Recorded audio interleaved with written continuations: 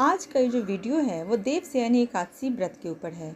आज की इस वीडियो में आप देवशयनी एकादशी व्रत की संपूर्ण कथा का श्रवण करेंगे, जो कथा सुनने मात्र से मनुष्य के जीवन के हर दुख दूर हो जाते हैं और सदैव विष्णु भगवान की कृपा उनके घर परिवार पर बनी रहती है। देवशयनी एकादशी का व्रत व्यक्ति को हर तरह के संकट से मुक्ति दिलाकर खुशहाली प्रदान करता है। इस व्रत में कथा का जरूर श्रवण करें। कलयुग में मनुष्य के उद्धार के लिए एकादशी का व्रत सब व्रतों में उत्तम होता है। इसके व्रत के प्रभाव से सभी पाप नष्ट हो जाते हैं। आषाढ़ माह के शुक्ल पक्ष की एकादशी को देवशयनी एकादशी या पद्मा एकादशी भी इसे हम कहते हैं। इस साल देवशयनी एकादशी 17 जुलाई को है। ये व्रत मोक्ष, प्राकृतिक आपदा से बचाव करता है, व्यक्ति के समस्त सुखों को प्राप्त कर वैकुंठ धाम में स्थान पाता है। देवशयनी एकादशी व्रत की कथा कुछ इस तरह से है कि पौराणिक कथा के अनुसार मानधाता नाम का एक सूर्यवंशी राजा था। वह सत्यवादी, महान तपस्वी और चक्रवर्ती था। वह अपनी प्रजा का पालन संतान की तरह करता था। एक बार उसके राज्य में अकाल पड़ गया। इसके कारण प्रजा में हाहाकार मच गया। प्रजा ने राजा से इस परेशानी से राहत पाने की गुहार लगाई। राजा मानधाता भगवान की पूजा कर कुछ विशिष्ट व्यक्तियों को साथ लेकर वन को चल दिए। घूमते घूमते वह ब्रह्मा जी के मानस पुत्र अंगिरा ऋषि के आश्रम पर पहुंच गए। वहां राजा ने अंगिरा ऋषि से कहा कि मेरे राज्य में 3 वर्षों से वर्षा नहीं हो रही है। इससे अकाल पड़ गया है और प्रजा कष्ट भोग रही है। राजा के पापों के प्रभाव से प्रजा को कष्ट मिलता है, ऐसा शास्त्रों में लिखा है।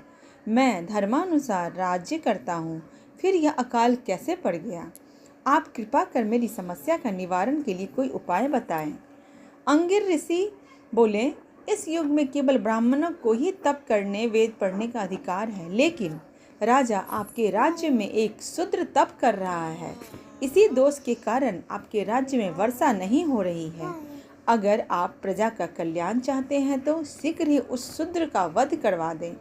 राजा मानधाता ने कहा कि किसी निर्दोष मनुष्य की हत्या करना मेरे नियमों के विरुद्ध है। आप और कोई दूसरा उपाय बताएं।